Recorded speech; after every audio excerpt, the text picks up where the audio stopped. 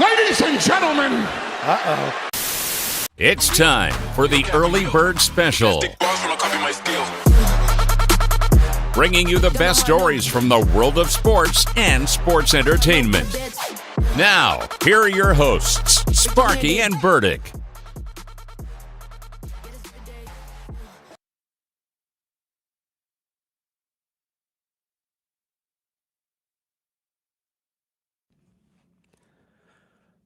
Well, good morning, Bakersfield and surrounding communities, and everybody watching online on YouTube at the Early Bird Special. This is the Early Bird Special. I'm Chris Burdick. That's Sparky. Sparky, good morning, my friend. Good morning. Let them know what they're in for.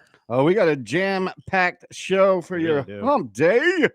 We're hitting everything today. We're going to hit some, we'll recap the game last night. We'll preview game one of the Knicks and Pacers. We'll get into the NFL passing flag football for the 2028 Olympics. Some tush-push talk. We'll hear more about that today. Plus, it is a Wild Thing Wednesday, so we'll have some wild stories to share. Then at the top of the hour, we'll have Thomas Cortez, who is fighting at the 559 114 this Saturday at the Visalia Convention Center. And then we'll get some miscellaneous news and notes around football.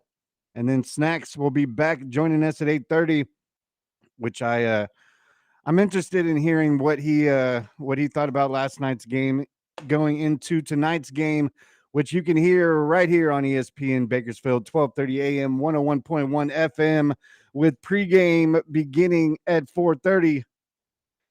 And then we'll wrap up with your texts and calls at the end of the show. If you've got any texts talking about anything sports, entertainment, text into the show 661-842-2000. Yeah, I think I slipped up yesterday and said the pregame show for last night's game would be at 4:30. I was mistaken. It was actually at 5.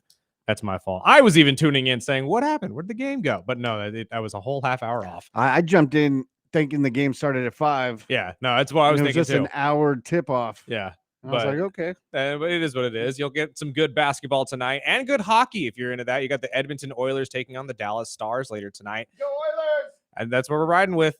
I mean, you got to go with the Oilers at this point. I mean, we're connected, obviously, with the Bakersfield Condors here in Bakersfield, California. However, they just look really, really good. Connor McJesus, as they like to call him, Leon Draisaitl. It's really hard to say that they are really not the favorite in this series, but they're not.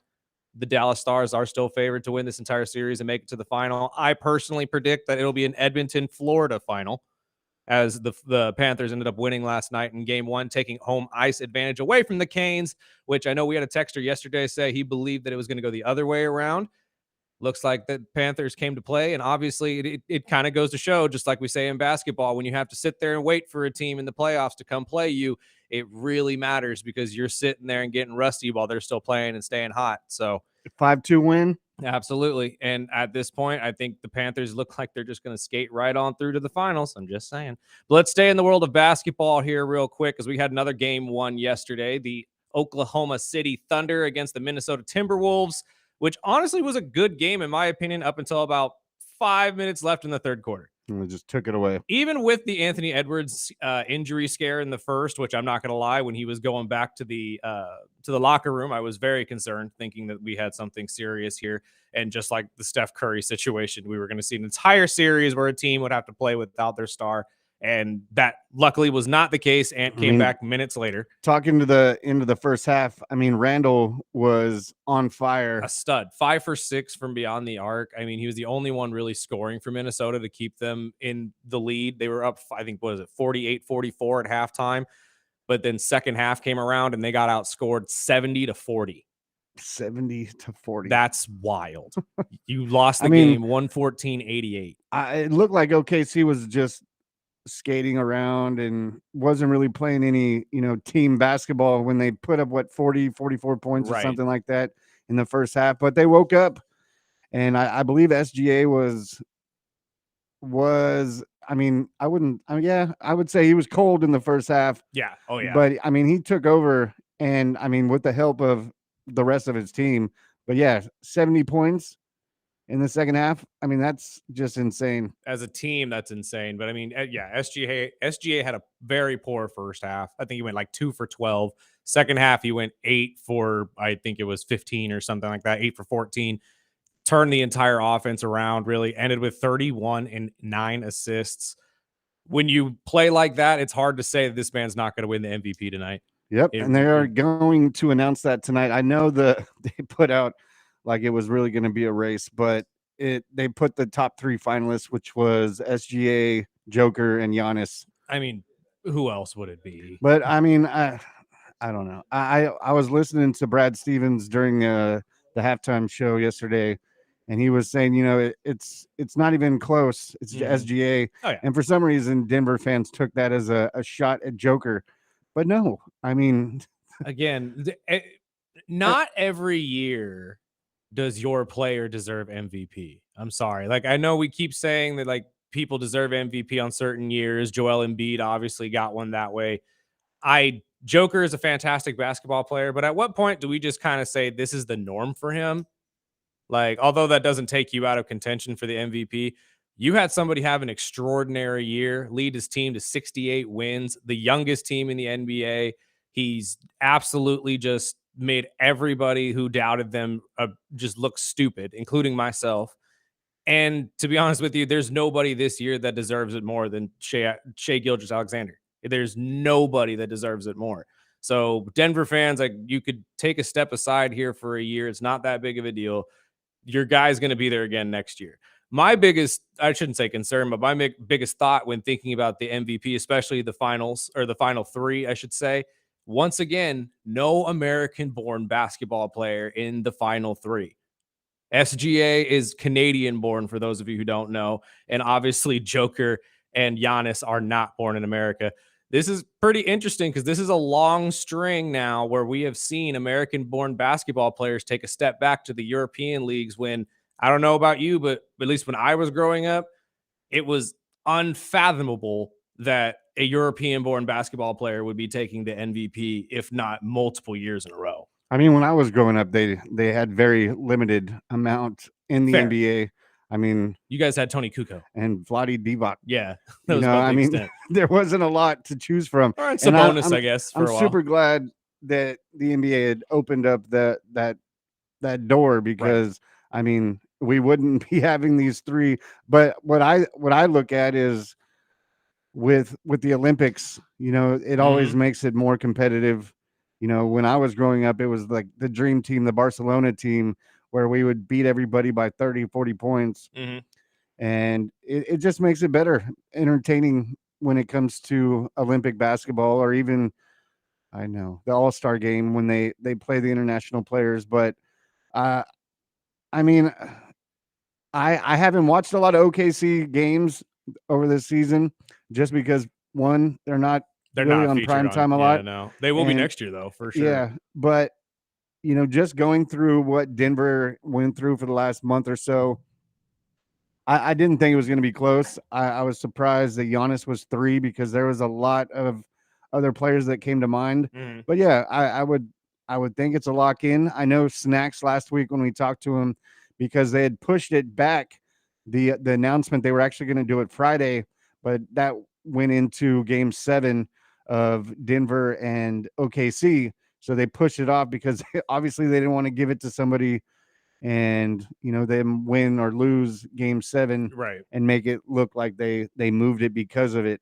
But I think it's a lock. And going in back to Game 1, I mean, last night's game, one thing I did take away, OKC is a tough team. They play quick and they play tough defense. And I think, I'll go off what Ant said after the game, just preparing for Game 2. It was hard to process because he's right. It was different. It was different every time. I mean, heavy in the gaps. Sometimes trap the ball screen, sometimes don't. Sometimes just run and jump. It's kind of similar to like AAU. They remind me of like an AAU defensive team, just run and jump, fly around. So it's pretty good. Good to get it out of our system in Game 1. So we'll be ready for Game 2. We should be ready. I 100% think that Minnesota's going to come back pissed in Game 2, and I would not be surprised if they steal a game out of OKC.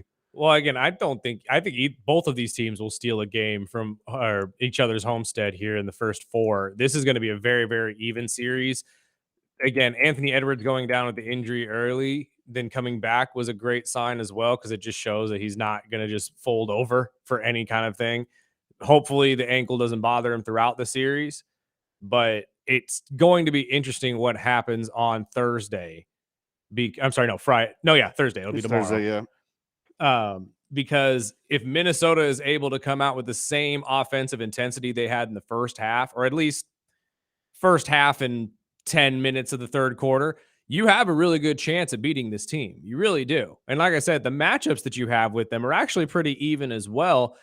Chet Holmgren only played 22 minutes yesterday, but him and Gortat going at each other is going to be an interesting part of this series because Chet is usually somebody they can rely on to at least get you double-digit points per game. But with a defensive guy like Gobert on him most of the game, it's going to be hard for him to get loose, and it's going to be hard for him to get those open threes that he's used to getting. Yeah, and I know I brought up Caruso in the last game when they moved him over to Joker, but I mean he looks good. Mm-hmm. He looks good, and I think Ant's going to be more aggressive in game 2, which coming off an injury and having a night off, which will be good for him. But Randall can't do that on his own, Mm-hmm. and I know he went cold in the second half, but it's going to be a hell of a series, and that's what we had previewed the day before. And I'm hoping that the Knicks one is the same. And you know what? They needed to do a better job as well of feeding the hot hand of Randall. I think that they kind of got away from it too early in the second half because he didn't take another 3 the entire game. He stayed at 5 for 6, and that was all in the first half. You need to keep him hot. You need to keep him shooting, especially when he's having a game like he was having in the first half. He could have had a 40-point game, honestly, if you ran the offense through him. And especially when situations like Ant's not shooting very well, Mike Conley wasn't shooting great. I mean, DiVincenzo went 3 for 14. You got to pass the ball around. You got to get it to the hot hand and let these guys know, hey, I know you're trying to get into this as well, but we got to keep it going with the guys that it was actually working with. And I got throw some love for Jalen Williams because he was clutch when he needed to be. And just in that third quarter, just him and SGA outscored Minnesota in that quarter. And then Ant just went. I mean, I know they were down by a lot, but I mean, Ant was just nothing in the fourth quarter. And I know they benched him for the first half of it. And when I was within, 9 to 11 points with, I believe it was 7.5 minutes left in the fourth, I thought, where's he at? Like, come on, coach, put him in. Right. What are you waiting on? And by the time they put him in, it was 15, 20 points. I'm like, okay, well, they're just going to mulligan this one and go into game 2 on Thursday with a whole different mindset, which is obviously with the strategy. It's game 1 of a long series. So they don't want, losing Ant for, half a quarter, seeing him come back. That was like, okay, a breath of fresh air. Let's get through this game, change up, our strategy and go into game 2, which I think game 2 is going to be a much better game. And I'm not going to take anything away from that game. I mean, the final score doesn't recap what really happened in that game. Not at all. Because Minnesota was up 4-6 back and forth throughout most of the game until the third quarter. Right. It was really that 20-6 run, I believe, at the end of the third that really separated them and made it look ugly. But you're right. I mean, the score really does not dictate how good this game was, at least for the first half. So I am very optimistic that the Timberwolves will adjust and make something happen in game 2, whether that happens in in the form of a route to make it even or make it look a little more even in this series. I don't know. But if they could pull out a win here in game 2, they're right back at it. And honestly, we'll just I shouldn't say easily, but they win one at least in games 3 and 4. Well, before we talk to Snacks at 8:30, text in what you think of this series or the Knicks and Pacers series. Text in, call in anytime at 661-842-2000. We'll take a quick break and come back and preview tonight's game with the Knicks and Pacers right here on the Early Bird Special, ESPN Bakersfield, 1230 a.m. 101.1 FM.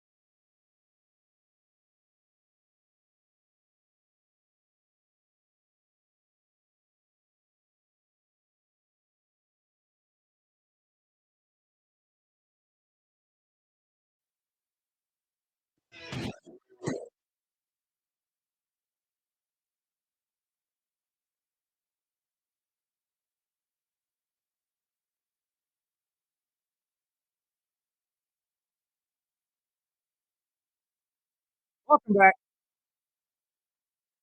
This is the early bird special. I'm Chris Burdick. That's Sparky. We got another game one for you tonight on TNT and Mac. The Pacers and the Knicks are set to face off for the ninth time in their franchise's rivalry history. Now, the last time we saw this series was last year. It ended with a game 7 that had the Indiana Pacers shooting an NBA record percentage from the field, romping the Knicks. I think it was like 130, 106, something of that nature. And let's not forget that Tyrese Halliburton showed up to the post-game press conference wearing the Reggie Miller choking meme sweatshirt. So there's a lot of bad blood between these two, obviously. And going into this series, I think nobody expected this to be the Eastern Conference Finals, first and foremost. But I think it's going to be probably the most entertaining in terms of a storyline, because not only are the Pacers looking for their first NBA championship ever, the Knicks haven't been to the Eastern Conference Finals in 25 years or won a championship since 73. Both of these teams, franchises, all their fans, they're all starved for this. And it's going to be absolutely just old school, rough and tumble rivalry basketball. Good. I think they're going to let them go. I think they're going to let them get rough. I think they're going to let them get physical outside of flagrants and like blatant calls. Obviously, your Caitlin Clark swiping of the ball kind of stuff. Oh, Lord. I think this is going to be a really, really entertaining series. I really do. And it's all going to center around Tyrese Halliburton against Jalen Brunson. Who can lead their team to the championship? Who can make the other look dumb? Right now, the Knicks are a 4.5-point favorite, says ESPN Bets. What? That actually is, that's better than 7.5. But Yeah. I mean, the books made us look stupid yesterday. Yeah. So I'm gonna trust it. I believe it. But I'm not touching that. we're in the Garden. Spike Lee and New York are going to be in flux. Trust me, it's going to be a massive game. Everybody in New York is either going to be there or be around Madison Square Garden. But that also comes with a massive amount of pressure. And honestly, at this point right now, I kind of like Sparky has been the one echoing this, and I can't take credit for it. But ever since you said it, I can't get it out of my head. Their finals was Boston. Yeah. Genuinely. And I mean, I hope they still have the energy to make this a series, Right. because I'm rooting for Tibbs. I would love to see Tibbs in a NBA Finals, because every time I was rooting with my Bulls and Tibbs, this is as far as they went. Was the Eastern Conference Finals. And good for, I mean, just to be a hell of a coach to get 3 different teams to it, but just getting over that hump. And Pacers are not going to be a pushover. I mean, they got lucky with injuries with Cleveland, but I mean, they were set to beat Cleveland. I mean, that is a high scoring team. And if the Knicks think that they can, get lazy in the first half and make it a game in the second, I am on the opposite side. I think they have to come out swinging, and it's going to start with Brunson. But another guy is Cat. I think it's going to be, Cat's got to be in these games. I know just in my opinion, I've seen a lot of play where he takes a lot of plays off, where he kind of jogs over and barely plays any defense, Hides in the corner. Yeah, and that's one of the reasons I'm not a big Cat fan. I think it's going to be a hell of a series. I'm hoping that the Knicks at least can pull out game 1 and shut me up. But I'm going to go to Canty and what he thought regarding Cat. At some point, you have to justify the Knicks' faith in offloading an all-NBA player in Julius Randle that helped resurrect the franchise. People forget, in the wake of moving on from Kristaps Porzingis, who was the guy that accepted the challenge of the heaviest jersey in the league? It was Julius Randle. Knicks fans hated him. You could say Knicks fans hated him, but he's the one that gave them credibility when it came to them being competitive. He's the one that allowed them, when they were projected to win 22 games, to win 40 in year 1 with Tibbs. That was Julius Randle, all NBA player, not once, but twice. And the Knicks got off of him to bring in Karl Anthony Towns. There's a certain level of pressure that comes along with that. I have to agree with him, honestly. He's got to step up. Yeah, and we've seen the production from Julius Randle with the Minnesota Timberwolves, even with the 30-point games he had against Denver. So I honestly, the Julius Randle slander needs to stop. Yeah. Well, I mean, not that there's slander, like people calling him out saying he's awful. That's not what I mean. But the not praising of Julius Randle really needs to stop. He's a stud. But I have to agree with Chris Canty here. I think that the Knicks have to remember what Julius was able to do for you in this series last year, leading you in ways that I don't know if Carl can. The physicality of the game, Carl can't match what Julius does. And he's bigger than him too. That's what's funny about it. He's But a way better shot. he is. Julius, though, plays like a guard at times, and it bugs me, but his shooting ability makes up for it. But I agree with you. I think that Cat needs to be at least a big man on defense and stand up strong and just do what Julius did last year and make it really tough for the Pacers to get anything inside. I am surprised that the Knicks are favored. It just feels like a trap game, man, or a trap series. And I mean, I hope I'm wrong. I hope the Knicks come out swinging and can make this a series. I was super happy with them getting by Boston. I thought they should have got it within 5, but with the injury of Tatum, I could understand with a team, backing up their boy. But going into the series, man, the Pacers are going to be tough for the Knicks. They are. And honestly, again, for the same reasons they were for Cleveland. They're fast, they run, and if you can't keep up with that, especially long term, it's going to be really hard for you to win these games. And to be honest with you, especially with the way Coach Tibbs likes to coach, if you have your starters on the court for 30, 40 plus minutes, how are they going to keep up with these guys running when they're on fresh legs? Especially in a long series. Absolutely. So it's going to be really difficult. That's how they beat them last year. Who's your pick tonight? I'm going to go with the Knicks only because they are on less of a break. We've seen that happen throughout this entire playoffs, that the team that has more of a break waiting for the other team to finish ends up losing game 1 at least. So I'm going to assume the Knicks come out and win game 1, especially with the added pressure of everybody in New York being behind you. If you lose game 1, you lose the city of New York, to be honest with you. I mean, I hate fans in New York. I do too. Don't get me wrong. We got into this yesterday when we talked about the firefighter that got pelted with trash just because he was a Pacers fan. That's ridiculous. He's a firefighter for you. You should at least have some sort of respect for that. But at this point right now, like I said, everybody in New York's going to be there. Spike Lee's going to be there. Ben Stiller, all of their, Tracy Morgan. Celebrity Row is going to be right there front and center. Timothy Chalamet with both of the Jenner girls, more than likely. It's going to be about that dude every time. I love Timothy Chalamet. He's fantastic. I'm going to go with the Knicks too, just because that's who I'm rooting for. But I would not be shocked if the Pacers sucker punch them come out. This series is going to be fun. Yeah, I genuinely believe as wrestling fans. Yeah, it's going to be. I would say, it'll be aggressive. WWE had the script, man. That's hilarious. I grew up watching Reggie Miller and the Patrick Ewing days, and those were some of my favorites. Plus, I was a Bulls fan, so I was like, go ahead, beat each other up. I don't care. But here's the thing: if you follow the script, and technically, if we're gonna run with this internet, and we're gonna say that the WWE had the NBA script here, Brunson was the one who stayed in the ring. Yeah, with the chair. So I'd lean on the Knicks being the winner out of that one. I think Brunson's going to come out hot, and hopefully he can go. But I think you brought up a great topic is, with Tibbs coaching and going up against a opposite of type of team that they just played with Boston. Boston's lazy and they shoot threes, and if they stay hot, they beat the crap out of you. But with the Pacers, they're kind of remind me of a OKC where they're quick and they're fast paced. And like you said, 40 plus minutes for starters.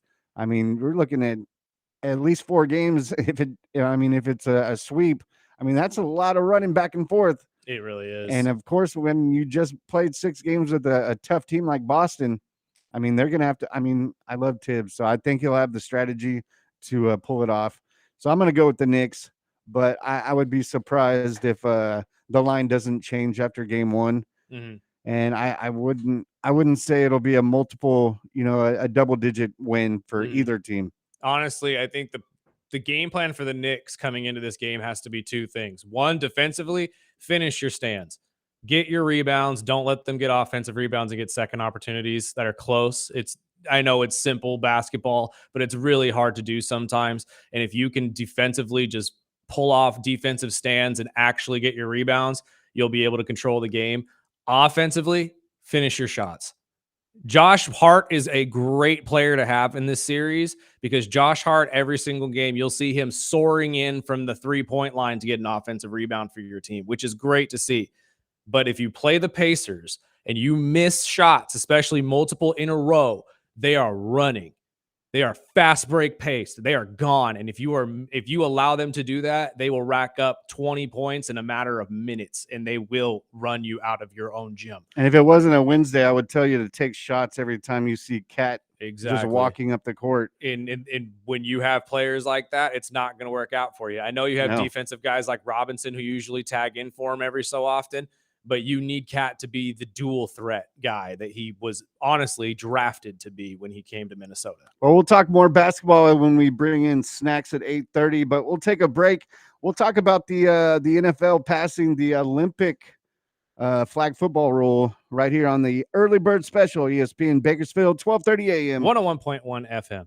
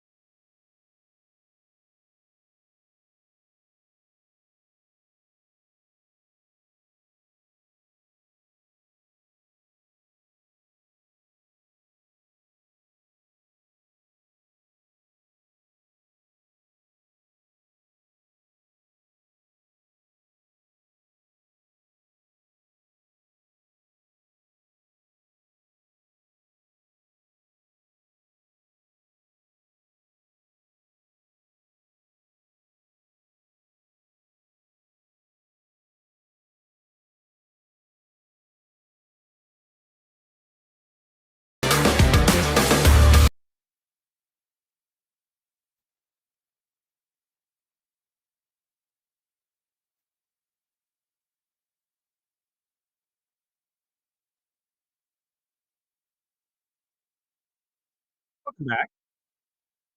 This is the early bird special. I'm Chris Burdick. That's Sparky. The NFL owners have voted at least on some of the I don't know exactly what they call these. They're not necessarily like amendments, but you know what I mean, voting rules and whatnot. And they're allowing their own players to go and represent the country of America in the sport of flag football in 2028 in the city of LA. LA 32 to nothing too. Yeah, no, that's what I was interested to see, but doesn't surprise me that every owner wanted to be a part of this. I mean, again, like we said yesterday, who doesn't want to say that they went and won a gold medal in football? Justin Jefferson was there. He's been a very big advocate for flag football and really the partnership between the NFL and flag football as a whole. And he's very outspoken about wanting to play on this team. They know it's 3 years down the line, so you really have to account for that as well. I'm not sure how they're going to go about pulling the NFL players for this, because I've seen a lot of people go and say that they don't want their players playing for this. I've seen a lot of people say that they really want to go play because they really want to win a gold medal.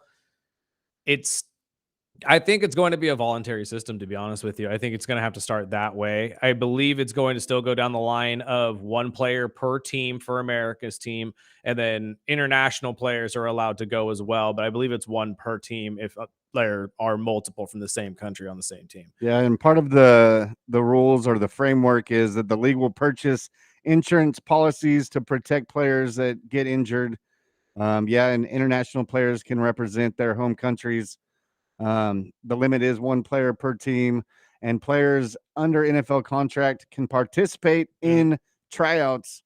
And luckily for the Dolphins, Tyreek Hill will probably no longer be in Miami in 2028. So I'm not even sweating it because that's the only one. And a lot of the people that were talking about it are receivers. Mm-hmm.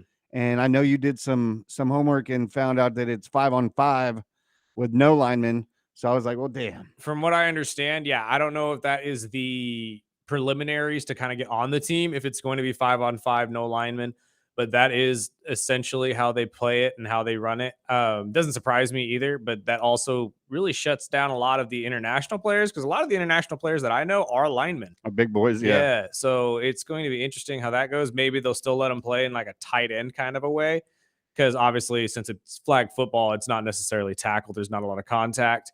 But I agree with you, though, or at least what we said yesterday. The only ones that I hear that really, really want to go are a group of wide receivers and Patrick Mahomes. And Burrow.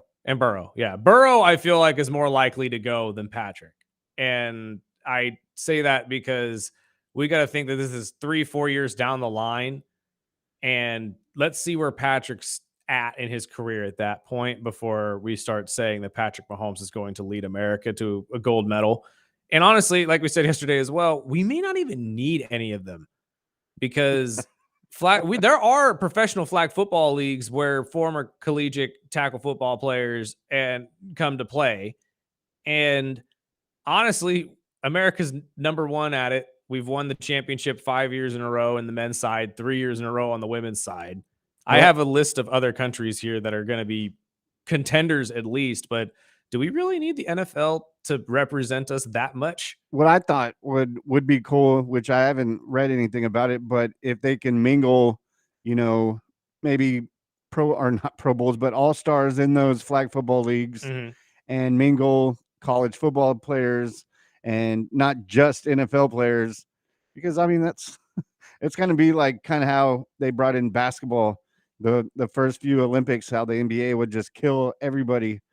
So I'm wondering if they will mingle other, football athletes, maybe even like the winners of the flag football team gets to have one player out of their team, or, one out of a certain, maybe the national championship, or, maybe even younger players like, freshmen that didn't get to play in their first year in college. But I would just like to see how it's obviously going to be thrown together the first year, and to see how it's going to grow, and if it is even going to be big enough after the first year that it prolongs or it continues. Right. So I went and grabbed Bart Scott to kind of talk about if players are even going to want to play aside from the Justin Jeffersons and, the Patrick Mahomes. To have an opportunity to be a champion is a big thing, right? And At anything. Yeah, and to get a gold medal and to represent your country. So the same reason why basketball players want to play. And you can't come out and take an L for like the first decade if you created the sport. You losing to Saudi Arabia or something like that in flag football. You know what I mean? You got to dominate, and for that you want to put out your best players and stack up chips and the endorsement deals that come for that, for representing your country. Yeah, I think it'd be enticing for a lot of young guys. The opportunity itself just to be an Olympian and represent your country at your sport is something that will open doors for you that nothing else ever could. That's why I think Justin Jefferson's a perfect one to go to this. Not only is he a great advocate for flag football in the NFL, but to be honest with you, he's right around the age range where it would line up perfectly for his career.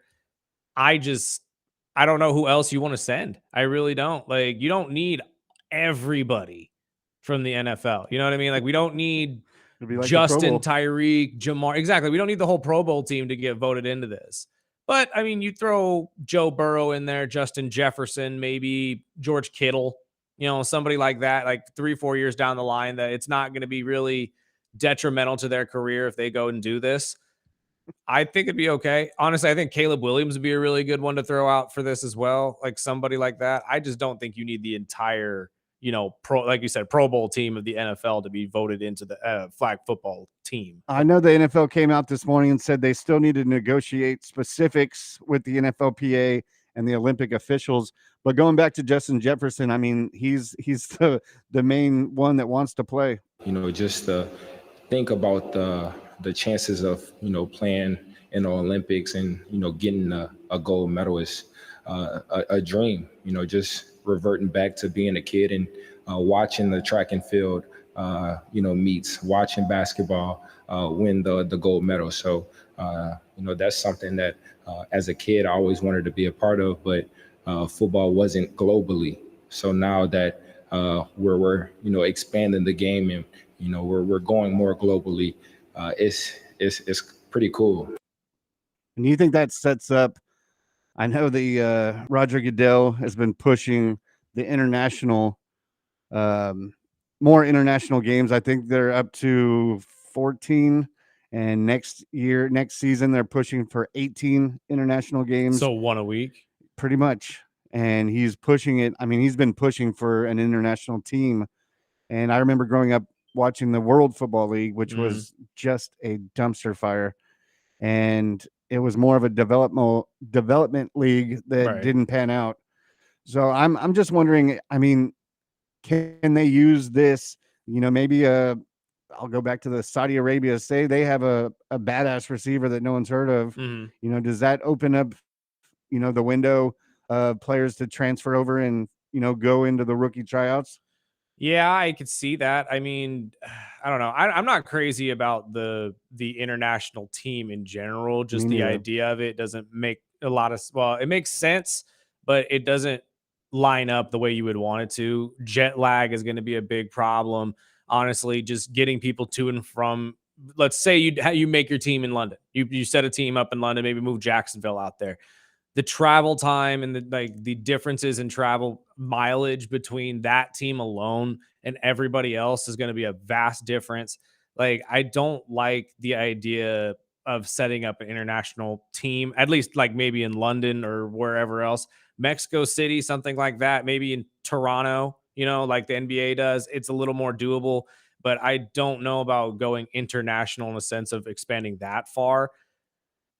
One international game a week is a little excessive, to be honest with you. Yeah. Now we're just taking it too far. Yeah, I mean, we're opening the Friday opening week is an international game. So it'd be like me and JR in the old Madden days where we moved the Cleveland Browns to Mexico. Exactly. And I mean, I think, but that's essentially what he's getting you ready for, right? I mean, won a game, which means, well, why don't we have an international team at this point? And we're already out of the country. That's where you can push the subject. Exactly. And it's like, I don't like it, but I see where they're going with this to kind of get their way and get some international teams built here. The only way I can see this working, and this really just popped up in my head right now, is if you make an entire international football league of 32 other teams, and then now we have essentially the US against Europe or wherever else. And have a World Bowl at the end. Exactly. And have a World Bowl at the end. Well, this is one player that is not wanting to be a part of the team, and this is AJ Brown. So I heard the Olympics is during camp. Yeah, so no. Yeah, so that would be tough. That would be tough. But hopefully that goes through, and I think that would be fun just to compete, And me personally, no. But because of camp, and you guys will be complaining about AJ Brown is not at camp, and so will the fans be. So I'm gonna focus. I'm gonna keep the main thing, as Jay said. And the LA Olympics are scheduled from July 14th to the 30th of 2028. And players would potentially miss early training camp days.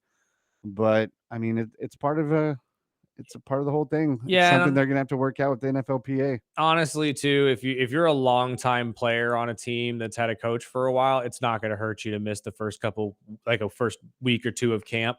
You know what I mean? Like, you already know the offense pretty well, and it runs through you, so it's really not going to hurt you that bad. But for a younger player that really hasn't developed a lot, or maybe hasn't built that chemistry with his team and his coaching staff yet, it would be a problem. So I like how AJ Brown is feeling about this. And I think there's a lot of players that are going to mimic that and just say, you know what, it's not worth it. Like, it'd be a really cool thing to go and get a gold medal, but I'm focused more on getting Super Bowl rings. So we'll keep it. Plus, there's other rules that we'll talk about later in the show, and a couple that'll be voted on today, and one that got pulled this morning. But it is Wild Thing Wednesday, so after this break, we'll share some Wild Thing stories from the week, and we've got some doozies this week right here on the Early Bird Special, ESPN Bakersfield, 12:30 a.m. 101.1 FM.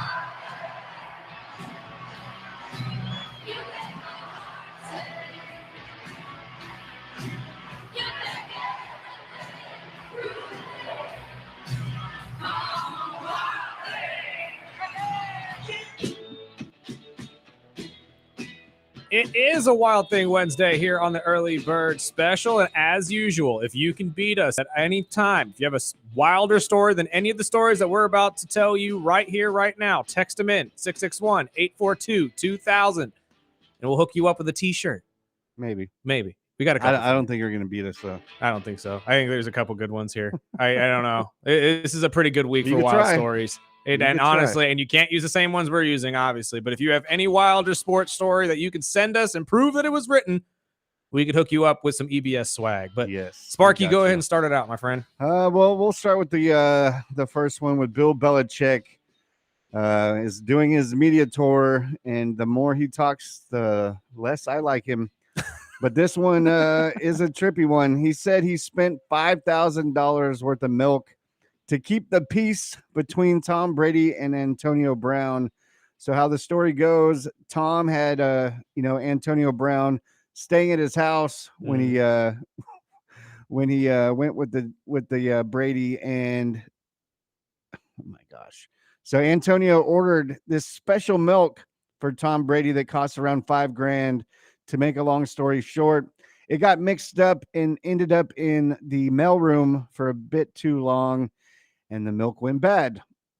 So Belichick, being the nice guy, went and spent $5,000 to replace the milk and give it to Brady from Antonio. What milk are you buying for $5,000? Like, does that come out of a golden cow? Like, what is happening? What possibly is so valuable that is $5,000 for its milk? That is ridiculous. And I'll keep it with the Patriot vibe. Which one? This one's a bit. I'll keep it clean. But Rob Gronkowski was a guest on the Bussin' with the Boys podcast yesterday. Okay, and first, we have to address the thing in the room. Bussin' with the Boys. Yep. Pause. Really? What? Do you not get the never mind. Go ahead. I have no idea. I'm not going to go into it. Go ahead. I mean, is it chicken? No. I mean, there's chicken involved, sure. Does it taste like chicken? No, not at all. Well, no, I guess there was some rumors going around in New England. Luckily, I don't live anywhere close to New England or root on the Patriots, but I guess there was some rumors that Aaron Hernandez, used to do some inappropriate personal behavior during some team meetings and practices.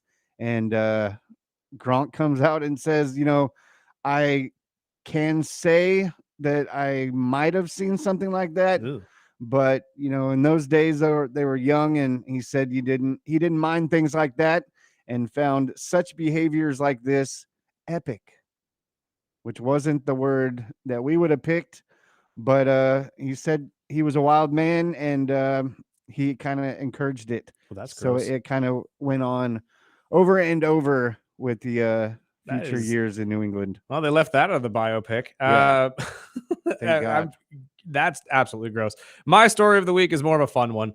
I'm sorry. It's not something wild like Sparky just said. But Fanatics Fest is doing something kind of interesting. They're doing a pros versus Joes competition for about $2 million worth of prizes. So basically how this is going to work is that they have 50 athletes and influencers and actors, I believe, are going to be a part of this as well, along with 50 fans who have sent in videos to their app that they have selectively chosen to come down to Fan Fest on I believe it's June 20th through the 22nd, where they will take place in various sporting event challenges like pitching challenges, basketball shooting. I believe one is a football throwing challenge. You got golf challenges. It is one of every sport. And basically how it's based on a point system, and highest fan was, I believe, first place for the entire challenge will win $1 million. Second place wins a Ferrari 812 GTS, and third place will win a 2023-24 Topps Chrome Gold Refractor LeBron James rookie card numbered to 50 and graded at 9.5. So it's a ridiculous amount. It's about $196,000 for one card. So, and apparently, so how this is going to work as well, if for whatever reason that no fan lands in the top 10, they are going to pay the top fan that placed $100,000 regardless. So if you were a fan and you are a part of this, or you want to be a part of this, I would go and look for their app and try to, fill out the video and stuff like that before this begins. It is going to take place in New York on June 20th through the 22nd, and you have an opportunity here to potentially win something pretty cool. I mean, hey, if you're really good at sports and you're just not a professional athlete, you could walk away with a Ferrari. That'd be pretty cool. That'd be awesome. Shoot. Is there an age group? I mean, again, it doesn't say. It just says fans. So I'm assuming that their video submissions, they're going to be handpicking, and obviously the best of the ones that they're going to choose from. But I don't know if there's an age range or if there's an age group. I would look into it at Fanatics Fest is probably the website you need to go to, or find their app.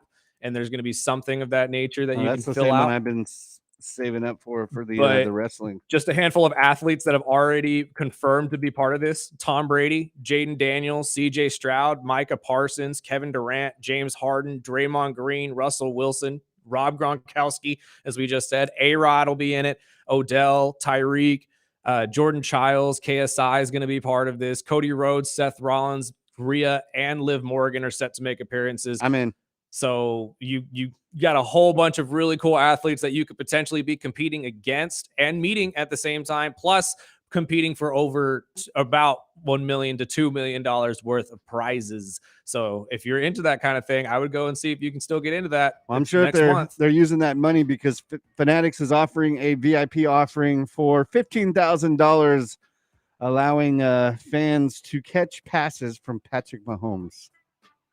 So maybe that's how they're saving up the money to buy Fanatics these could cars. literally put a dollar sign on anything and we will buy it. That is ridiculous. You're going to pay that much money just to go play catch with Pat. Wow. Okay. Well, after this break, we'll introduce you to Thomas Cortez, who has a fight coming up this weekend at 559 Fights 114, right here on the Early Bird Special, ESPN Bakersfield, 12:30 a.m. 101.1 FM.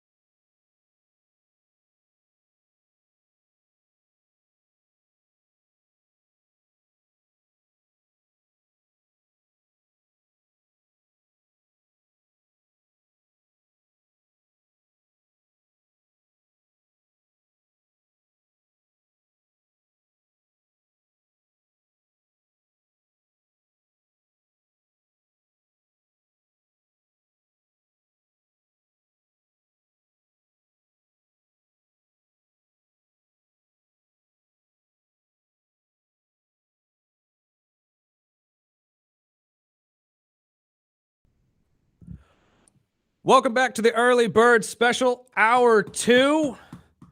We have a special guest in the building, Sparky. We do. 559 fights this weekend out in Visalia, and we got one of their top fighters here in the building. Thomas is in with us. What's going on, brother? Not much. Not much? Just here, man. Just Fantastic. enjoy Wednesday.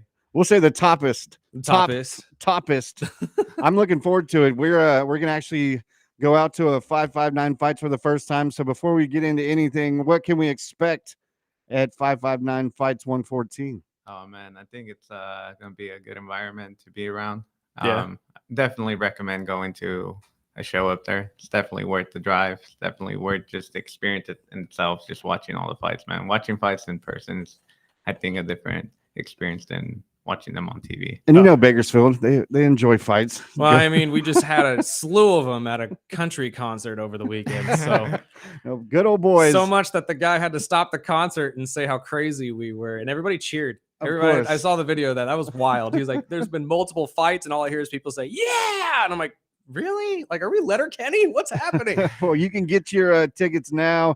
Just go to 559fights.com. And if you're looking for some VIP info, call 559-813-0307. Doors open Saturday at 6. Fights start at 6:30. Let's get a little bit about you, though, my friend. What's your background in all of this? I know you started jiu-jitsu a couple years ago, correct? Yeah. So when I first started going, I just did jiu-jitsu for the first, I think, like 3 months. I never even thought of striking. I always thought that was too complicated and too much work. Right. The whole conditioning and just everything in general that came along with it. And Right. I always told myself I would never do that. And then eventually I transitioned over into going and trying it out, and then it just got addicting. So what got you started in the jiu-jitsu game, though? Actually, my brother actually started going there first, and Really? he would always just say, "Hey, go try it out. Go try it out." He go needed a try it sparring out." partner, And essentially, is what then, happened? Yeah, and then eventually I just want to go try it out, and I think it becomes addicting knowing that you have to suck at it in order to get good eventually, and just knowing like the transition of yourself evolving and learning, then it just gets something. The repetitive nature. Yeah, and correct. stuff. And then Yeah. it's at the time I was a bit heavier, so it helped with losing weight and just keeping me busy, man. Right. It's definitely something I recommend for everyone to try. So obviously fights go in weight classes and stuff like that. So where do you usually fluctuate? So for people who don't know. So I usually walk around like 150. 150? Yeah. Okay. And obviously, but this fight that you're in this weekend is a little bit less for you, right? You're at 135? Yeah, so I have to make down the cut to 135 exactly. Yeah. What's that like, having to shed that much weight for your fights? It takes a lot just because you have to be more disciplined on what you eat and what you consume all the time. And then towards the end of the week, you just have to water load a lot. And once you drain yourself with from water, like being in the sauna and everything, man, you just feel depleted at that point. And the way you feel, it's not the best feeling in the world. It makes you doubt yourself and why you're doing it and why you're putting yourself through everything that you're doing. Well, pain is gain, man. That's what it's all right. about. But okay, so how does that affect your fighting style, though? Because obviously you're more jiu-jitsu, I would assume, than you are striking. But how does that affect your strikes and stuff like that? Does it actually pull your punching power a little bit more? It just depends. I mean, I think it is hard because we have to weigh in the same day, so we don't get a full day of replenishing again. It is hard because even after that, you have to make sure that you rehydrate properly. If you don't, then your body's not gonna really react right, and you could just have an off night. Now, usually when you move around in weight classes, the fighting styles could change a lot. One could be a little more aggressive than the other. Is there a lot of changes when you go from 130 to like 150? I feel like 135 is just a little faster. Is it? It's more of a movement thing, just because the guys are lighter than say at 45. A little more energy based fighting and stuff like Correct. Yeah. that. Okay, that's cool. Have you ever fought at this venue before? Not at this one. I fought at their baseball field for my first time when I first made my debut out there. Okay. So this is more of like a homecoming thing for you. Yeah, definitely. Okay. Trying to make it a good one. Speak to that then. Like, how's it kind of feel to come or go back to Visalia now? What, like 4, 5, 6 fights into your? 4 fights now. Man, it feels actually pretty amazing. I think it's a interesting story. I would say I started out over there 0-1, and then I eventually got 2 wins. I've lost a split decision.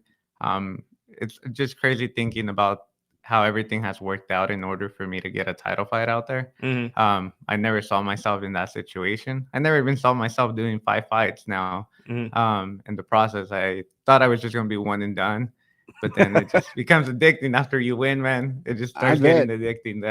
That adrenaline you get from winning is the highest of highs, you know? No, absolutely. And this one's a belt match, right? Correct. Yeah. It's nice. Yeah. So it's even better. Talk about your opponent then. What do you expect to see? I expect him to drop. Hopefully. And I expect a good fight out of him, man. I expect him to bring it. I'm pretty sure he's excited for the title fight as I am, man. I'm pretty sure that it's just going to be a lot of adrenaline going through, especially being a title fight. It's a different kind of adrenaline that you're going to get, and, you know, being able to control yourself and the nerves and everything that day. I think that day specifically was the biggest nerves that it comes down to. I think building up, yeah, of course, there's. And this is your first belt match, right? Yeah, pretty. Yeah. Oh, nice. Yeah. So I mean, everyone's got to go out, and you're a Bakersfield guy, right? Yeah. So you grew up, born and raised here? Born and raised here in Bakersfield. I trained down the street from here at Burgos Mixed Martial Arts. Yeah, everything just. Kind of works that way. Yeah, definitely. Fantastic. That's awesome. I didn't know you were a Bakersfield boy. So what high school did you go to then? Bakersfield High School. Oh, okay. So you're a BHS grad then. Yeah. You didn't do wrestling or anything? No, I actually grew up playing soccer there. Oh, really? I actually played varsity soccer there. That's a heck of a transition from soccer to jiu-jitsu. It does, but there's kicking involved though, right? Yeah, exactly. It helps with the striking. It helps, you know, the kicks and stuff. You know how to shift the hips. Are we going to see a Pele kick tonight? Hey, we're hoping to see something. Some little roundhouse bicycle or something. You know? Hopefully, man. Hopefully, we see something good that day. So I mean, you're 2-2. What I saw, and the first or the 2 wins that you got were by submission. Correct. I know you've got into more of striking training. So I mean, it's going to be your first match. I know the last one was a decision at the end, which we'll just call BS now. But we'll be out there promoting and helping you out. So I mean, a Bakersfield boy on the fight card this Saturday at the Visalia Convention Center. Tickets are on sale at 559fights.com. We'll continue to pump it up. So fight number 5, and you already got a belt shot. Now, this is your second one in this weight class? Yeah. Okay. Yeah, it's my second fight to 135. So, I mean, at these events, for somebody that's never been out to a 559 fights, I mean, how many fights are on the card? Do you know? I think it's usually few jiu-jitsu matches, and then after that's maybe like about 12 or 13 damn MMA it's gonna be a whole day then.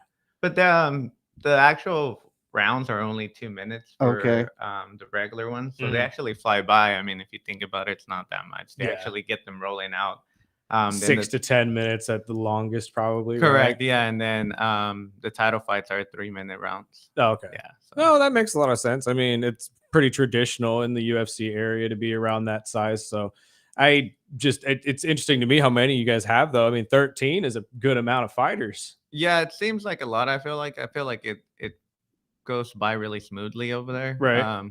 I've gone to other events where it feels like it takes much longer. But over there, I feel like it's really smooth as the fights just go on like one after another. They're just having them come out, and it's good, especially when you start seeing a lot of finishes. It makes it even faster at that point, you know.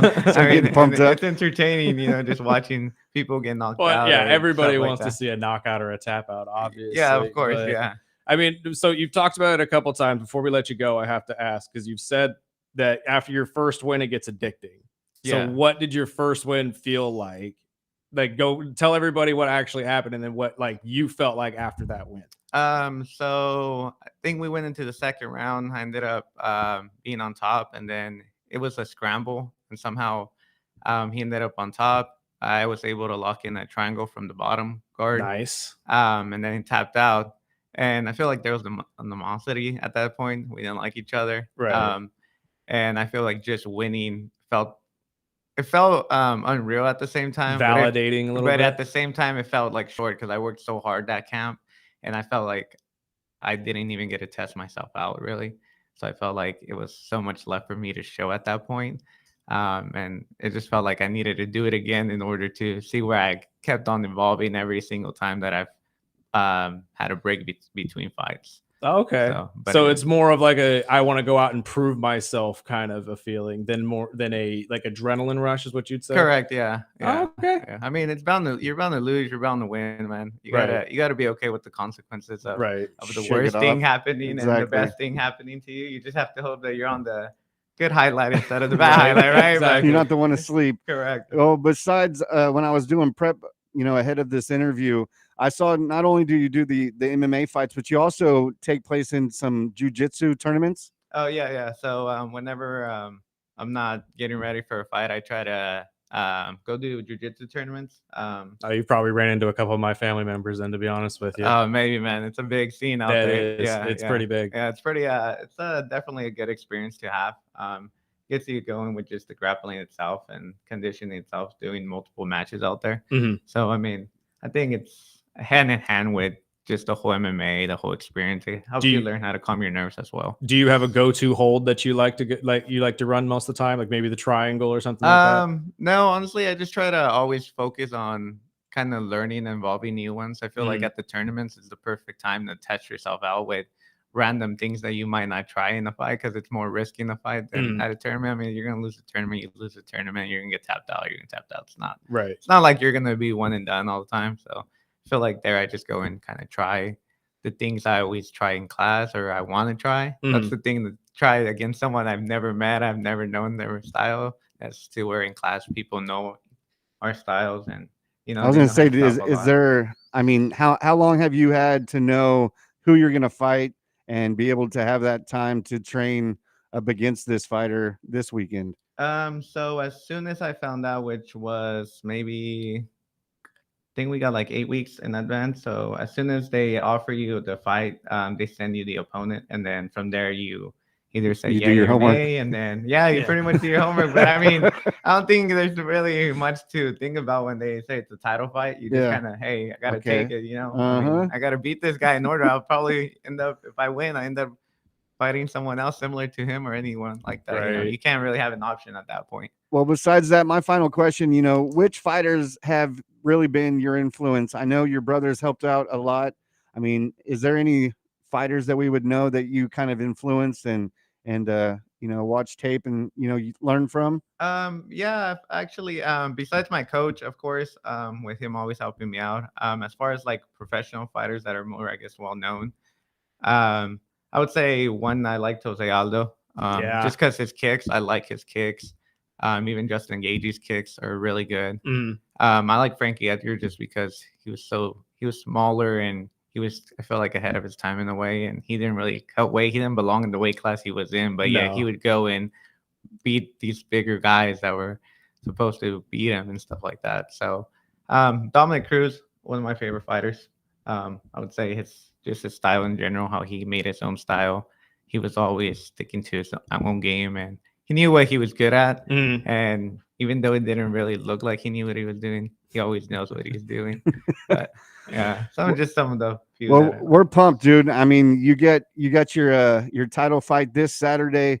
And I'll say it again, get your tickets, 559fights.com. We'll have to get you back on here and bring in your title after you win it this weekend. Definitely, man. And we'll be there. We'll pump you up. And I mean, we really appreciate you taking time out and getting up this early and joining us. And we'll continue to pump up the fights as we get closer to Saturday. Doors open at 6. Show starts at 6:30. You do know which fight you are? Yeah, I'm the last 3. So nice. I'm the first of 3 title fights. Nice. So okay, very cool. Title fights. Well, do your thing, and we'll talk to you soon, brother. Thank you. Good, man. Thank you. And we are the Early Bird Special. We'll get into some more NFL rules that are getting voted on as of today. Then we'll join with snacks at 8:30 right here on the Early Bird Special, ESPN Bakersfield, 12:30 a.m. 101.1 FM.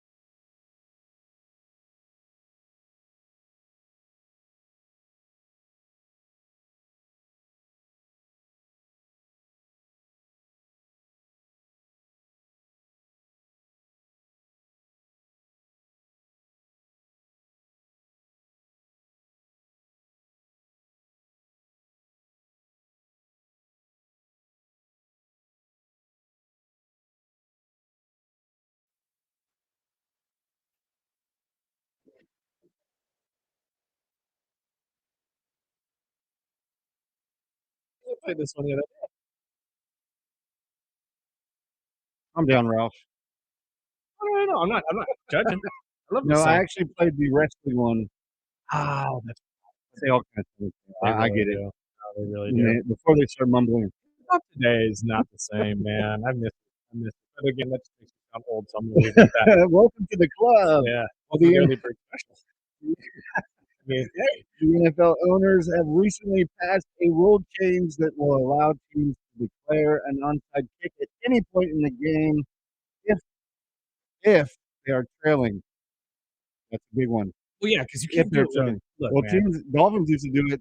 I know, and They Sean would Payton did during the Super Bowl and all that stuff. I get it. Don't get me wrong, but no, if you're leading in a game, you shouldn't be doing the onside kick. I'm sorry. That's not cool. That's not sportsmanlike. Well, previously, onside kicks could only be attempted in the fourth quarter.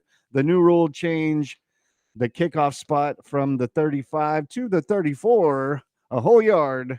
But it's going to change up. I mean, that's one thing with all the rule changes, especially with the kickoff, which I think the kickoff rule that started last year was a improvement, Mm-hmm. and I think this one should help.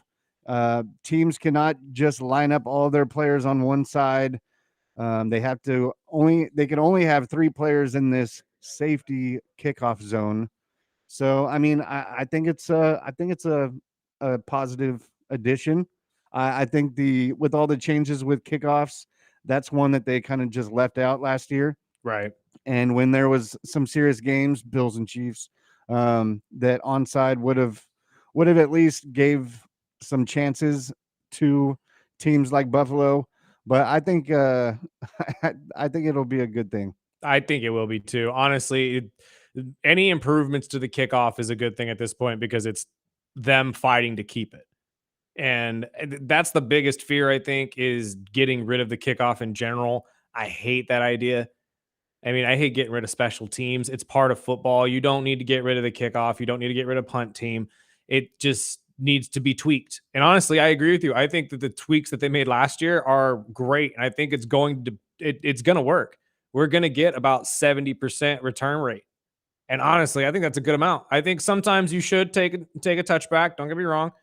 But the vast majority of the time, you should be trying to score. So It was still more shocking when kickers kicked it out of bounds. Right. I'm like, what are you doing? Well, I mean, some of these you're going to see that more often only because botched kicks are going to go out of bounds with the way you're going to have to strategically place these kicks. Because now instead of kicking it out of the end zone, you're going to need to strategically place it probably either right on the goal line or in the corner, like the coffin corner area, to make it difficult for return men to return this ball. So you're going to get more kicks kicked out of bounds when they mess up.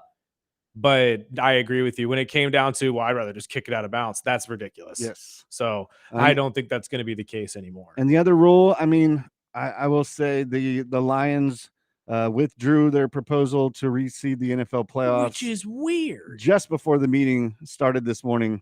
Am I the only one that thinks that's weird? Like, we've waited this long. You complained and heard about you for almost a year. Something tells me that it was going to go down like 0-32 and they just didn't want to get embarrassed or something. Like, I don't know what it was, but that's weird. I don't know why you just rescind it. No, don't even waste our time. Right. Like, because that's kind of why would we even talk about that? But at this point, like, all I heard was it was potentially going to get shot down because a lot of old school people still see the division leader as being important, which I do too. But the argument that you're taking that away is kind of invalid. You still get into the playoffs. That's the whole point. It's not that you get a home field advantage. It's that you get into the playoffs. Just because you're an NBA team, you get into the playoffs doesn't mean you get home court advantage. Yeah. So it's not the same there. So I don't get people's gripe against it. But again, what's weird to me is that they rescinded it right before the voting. Yeah, the morning of. That doesn't make sense. And the weirdest, I mean, one of the things was I don't understand. I mean, I thought it was a bigger change when they added the 7th team because I thought they were going to keep the playoffs forever, the way it's seeded and the way it's set. So I was more shocked that they added 7 teams. So, I mean, if they're going to keep tinkering, I mean, they're going to find something to bitch and complain about. Right. But the other one, the big story is today they are voting on this tush push, and it's for the safety of players, which has no science background or Yet, let's yeah, be honest, yet. Well, somebody get knocked out until they change it, but because somewhere down the line, we're gonna get Jason Kelsey's medical records that says that his spine was shortened a certain amount of inches because of this play. You know what I mean? Like, yeah, we're gonna get some sort of data that says that it hurt them in the long run. But as of right now, there's no data that supports that it actually hurts players. The only data that it supports is that it's impossible to just to stop unless you can do things that are illegal. And I've seen players come out in the last 48 hours, that are either all in for it, or even players that came out and said, dude, it's 1 yard. Mm-hmm. Why are we making a big fuss about it? Because it's football. That's why. And this is Schefter yesterday talking about what we expect and just overall the tush push.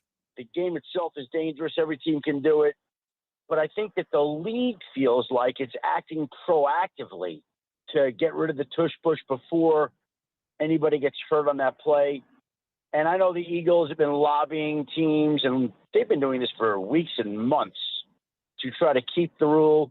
And I know you're going to need 24 votes, and I don't know where those votes are going to come from today, but if Roger Goodell is as against this play as I believe he is, then somehow, some way, I believe that Roger Goodell will find a way to come up with 24 votes to prevent the tush push from happening, and we probably will have seen the last of that play. Honestly, I kind of agree with him. There's a lot of rallying to kind of get away from this. The only team that's been calling around to save it is the Eagles, but I think you need better evidence. I think that this can be mulled over in years to come, but I think have to wait until Kelsey dies over. No, but no. I think it's more of just you need more evidence that there's some sort of health hazard at some point. Like, you know what I mean? Because there's no data at the moment. And they'll change the wording where it's not banning the tush push, it's banning pushing players. Right. And I mean, that's essentially what the amendment would be, you're just not allowed to push players over the line of scrimmage anymore, which honestly, I kind of agree with. If your quarterback can't push it himself, you shouldn't get on him and then push him for you. That's not necessarily fair. Why don't you just put your quarterback on your back and... Well, because if that's the case, why not have a guard follow a running back? As soon as the running back gets hit, grab said running back and chuck him another 5 yards. Yeah, throw him. That's illegal.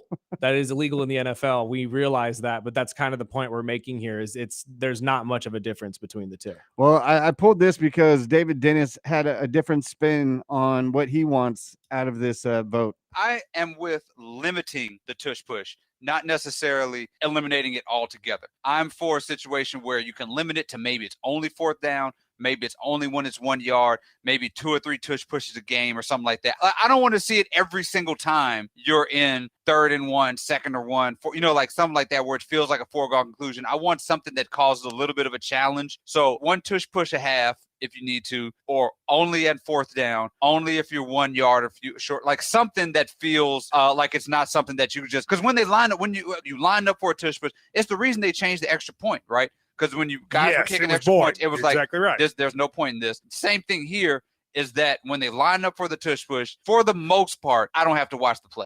Honestly, I kind of agree with him. If we just made it so you can only do it on the 4th downs, I'd be okay with that. And limited? Yeah. Well, like challenges. Again, we stated this back when they were voting it a couple months ago that they should be limited at some point, but I'm going to stick to what we said back then. Only on 4th downs, and you can't do it over the goal line. So before we take a break and take snacks back in and talk basketball, what do you think overall? You think it gets passed today?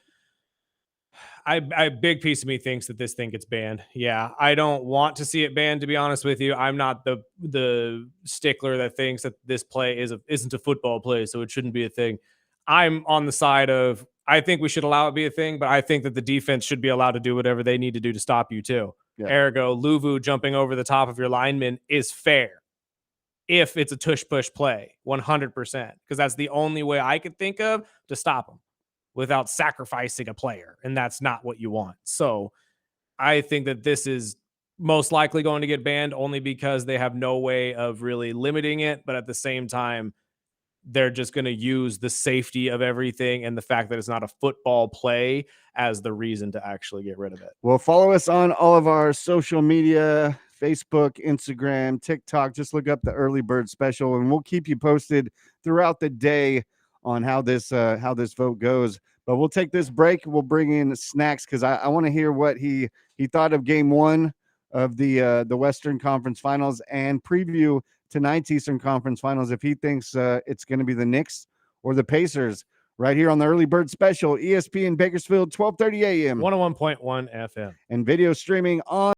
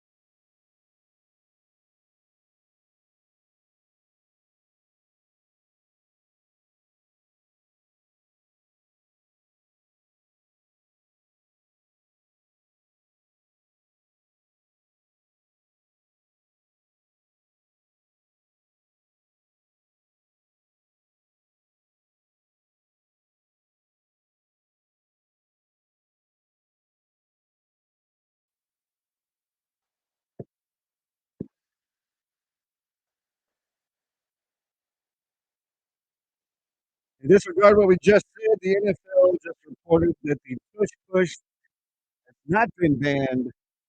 While the Packers and key NFL committees recommended a vote by the owners did not result in the ban, but the debate will be ongoing, and owners will revisit the issue at a later date. Where are we releasing this from? This is ESPN. Oh, wow. Okay. Well, again, these things happen. I had a feeling because there wasn't suitable evidence that they weren't gonna be able to actually pull this across, but Adam Schefter said it himself. We were expecting at least Goodell to do something to get it pushed across that it would be banned, but we'll revisit this at a later date, and it looks like the brotherly shove will be part of at least the 2025 NFL football season. So, if you hate it, I'm sorry, but I mean, again, I have no issue with it. If you can't stop it, stop him on third down. I don't know what to tell you. Stop them on first and second, and figure something out. Yep. Sorry, Cowboy fans. But we got basketball to talk about because our buddy Snacks is on the line real quick. We have plenty to go over with these conference finals. Sir, how are you? Pretty good. Going to the push to throw some balls. Sadly. Well, I mean, okay. We've said it on this show a couple times now. I'm okay with him limiting it. Maybe you just can't use it as the scoring play as as it goes. Or maybe even saying that you can only do it on fourth downs, but just banning it all together just seems pretty soft. But on the other side of it too, you have to allow the defense to do something. The jumping over the offensive line has to be allowed, right? Yeah, it's been around for years though. So why is the issue now? Because nobody can stop it.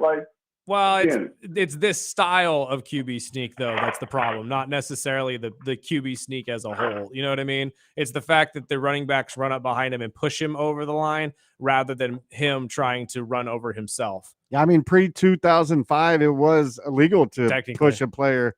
So I mean, that's where the defensive, like the linebackers, are fighting the, saying, well, we can't push a player, but why can they? But I mean, it is grow some balls. I mean, how would the NFL look if, the day before they pass flag football in the Olympics and let NFL players play in it, and then the next day they ban the tush push? Yeah, I mean, that makes sense. Absolutely.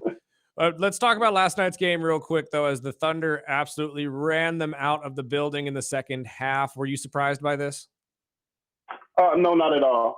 And the reason I say this, Anthony Edwards, you can't stay healthy down the stretch. And I know you are. I know I keep saying the same thing week in and week out, but it's really, this is really what it boils down to when it comes to the playoff series. He has an ankle injury.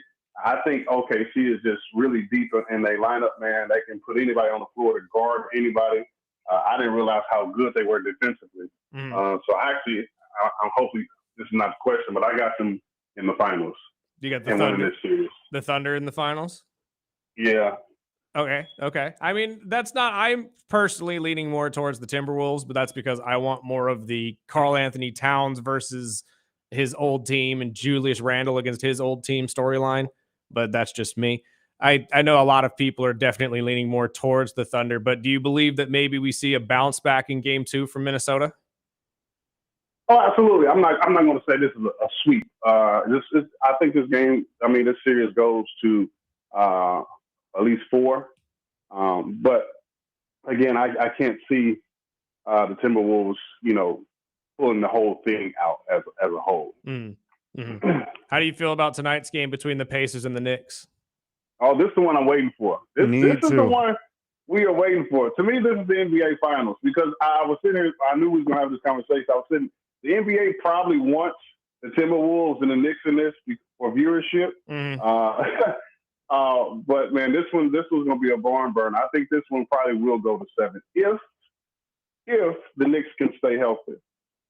See, that's my concern is Tibbs' coaching style, and obviously you have them playing 30 to 40 minutes a game sometimes.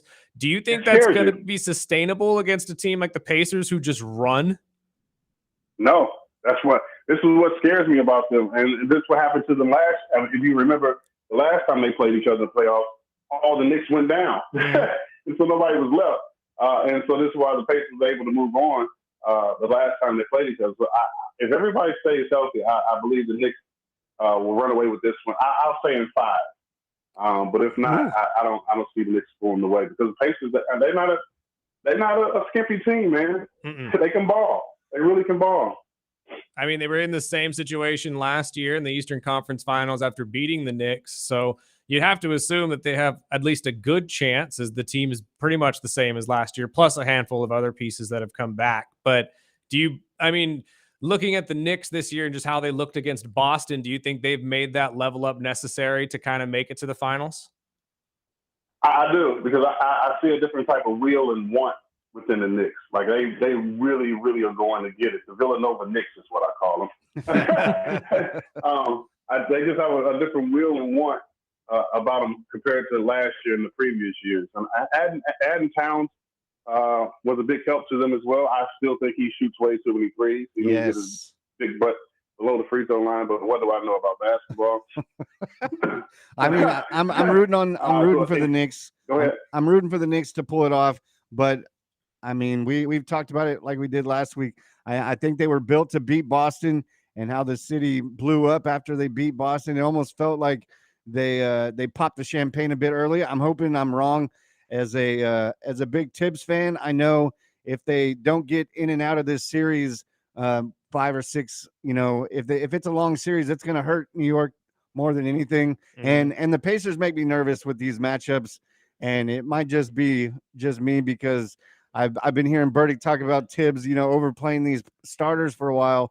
And, the Knicks do have that fire after getting past Boston. So I'm hoping it is a good series, and hopefully the New York Knicks can pull it out in, 5 games or less. He has been better about it this year, though. I have noticed that he hasn't ran them 40 minutes a game as much as he used to last year. I think he's learned from that a little bit. But also the Knicks' depth has obviously been improved with the additions they made this year. I just don't know if they can keep up with them energy-wise. I think the Pacers just run way too much. And if you play your guys 40 minutes a game, they're not going to be able to keep up with a team that has a slew of guys that could play 20 to 30 and all score at the same time. It's the same thing with Cat. It's the same thing we brought up in the first hour. We're going to need a more big role with Cat throughout the series, not just, one game he's hot and then the next game he's lazy and shoots too many threes, like Snack said. So I'm hoping this is the series I'm looking forward to as a Eastern Conference fan. I'm hoping that whoever wins out of this, that's who I'm going to pull for the finals. Agreed. But real quick, we got to talk. I'm sorry. Go for it, my friend.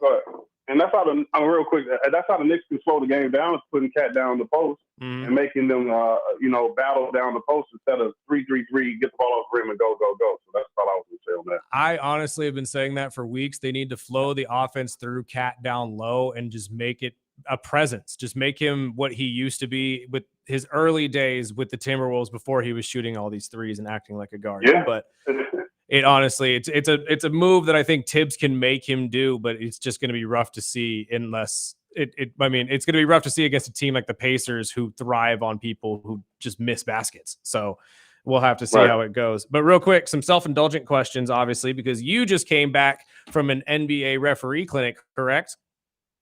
Yes, sir. How was that? How'd it go? It went. I believe it went well. I had all the big wigs sitting at all 3 of my games, because we only did a total of 3 games. And how it works to your listeners is, if you're part of the NBA referee pipeline, it's a 3-step process where you start at grassroots. You can sit at that level for 3 years, like I did, and then finally get moved on to mid-level, which is what I went to this past weekend in Dallas, Texas. And if you move on from mid-level, which I find out tomorrow, you move on to elite. And if you get hired out of elite, then you'll find me refereeing Summer League, NBA Summer League games in Las Vegas this summer. So that's the goal. It's not an easy process. It's a treacherous process, but it's a fun process, because you get to see all the referees that you see in the playoffs on TV, or that you see weekly on TV. They end up being our clinicians, and we get advice from those guys, and they actually end up being down-to-earth and cool guys to work with. So that's awesome. I mean, okay, is there anything besides like refereeing the games? Do they make you do like tests or anything like that? Oh yeah. So when we first get there on Thursday, we have a classroom session, kind of go over the mechanics. A lot of people don't know when it comes to basketball and most sports.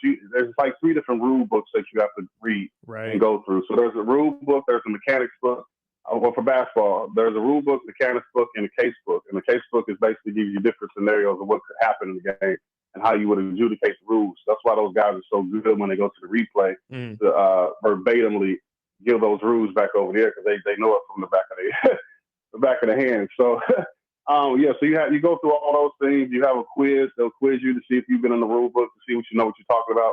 And then the next few days, you just go out on the floor and implement those things. And you kind of that's what they're looking for. Can you implement what's in the rule book, the case book, and can you bring it to the floor?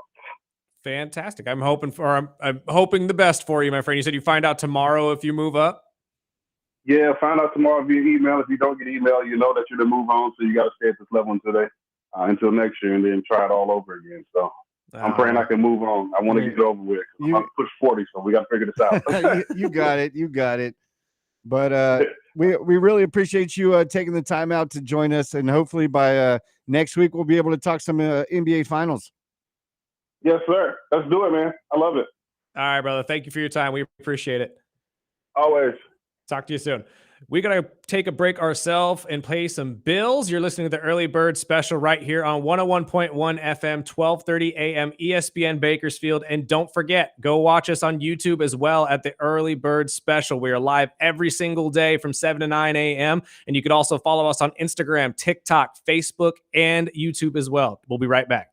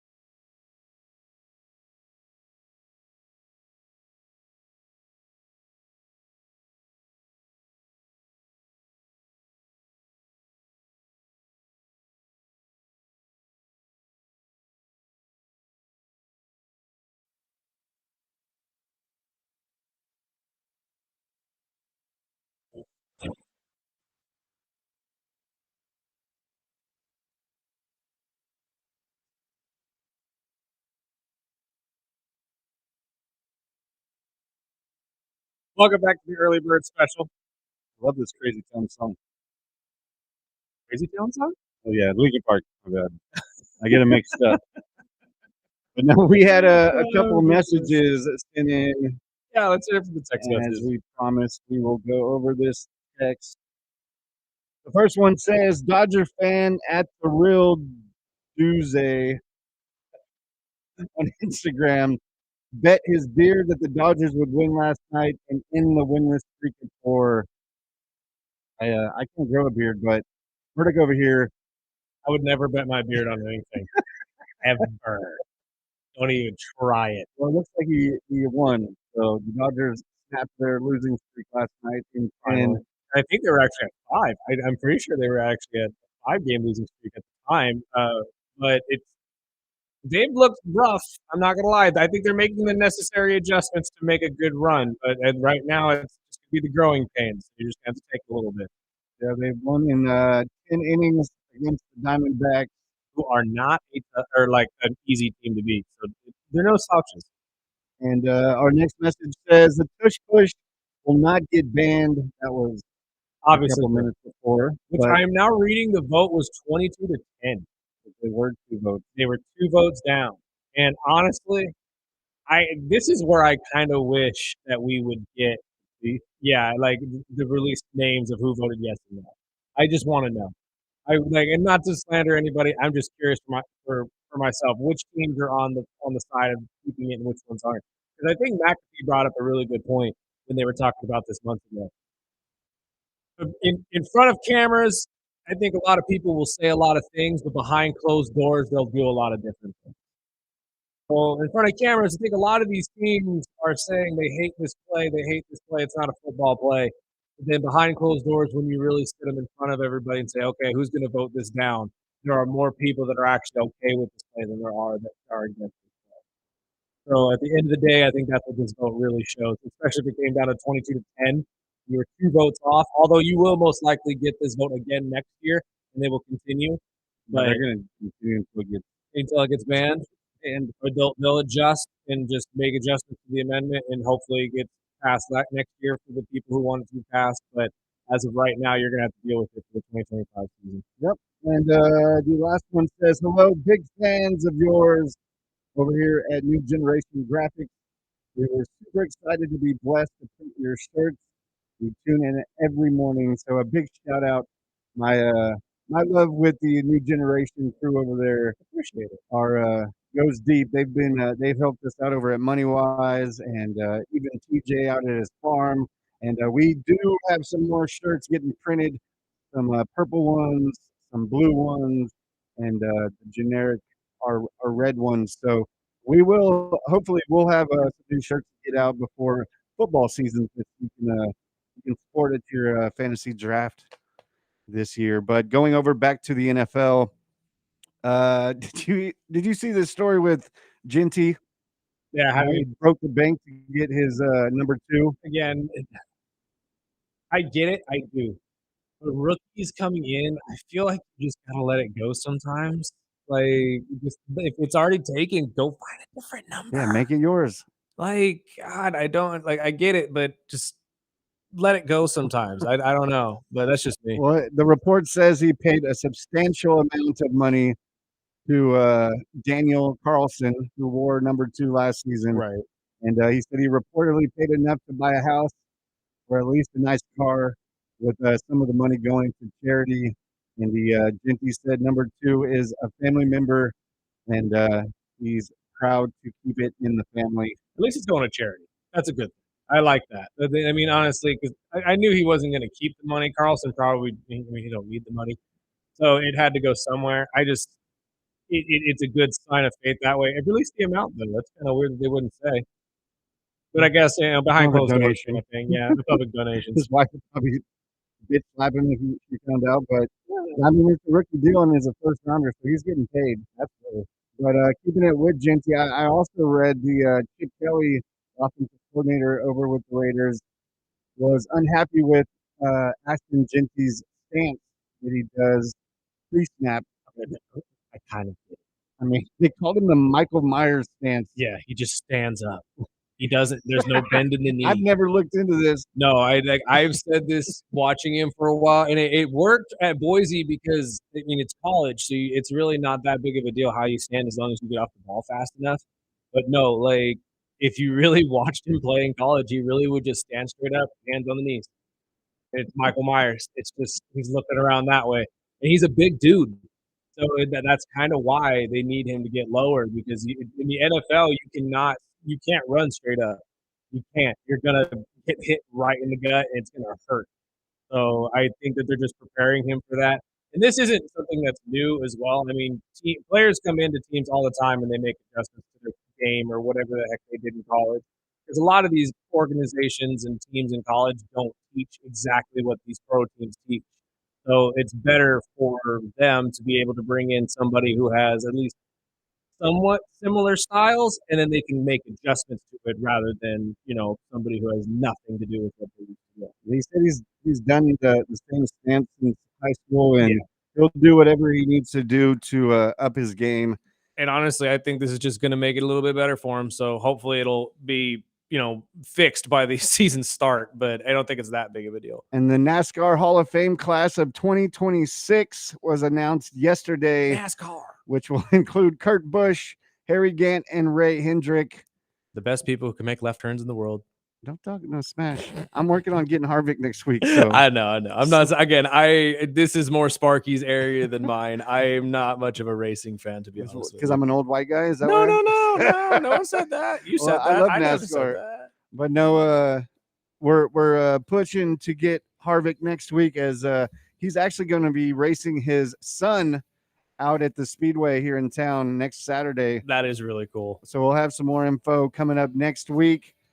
Knicks and Pacers, you're going Knicks? I'm going Knicks. I'm going to go with Knicks too. I got to go with the Knicks tonight. I think it's a must win for them because if, again, you lose game one with everybody in attendance, I think you lose the fan base. And if they get loud right in the middle of the Eastern Conference Finals against you, there is no safe place for you in New York. I'm sorry. It's just not going to happen.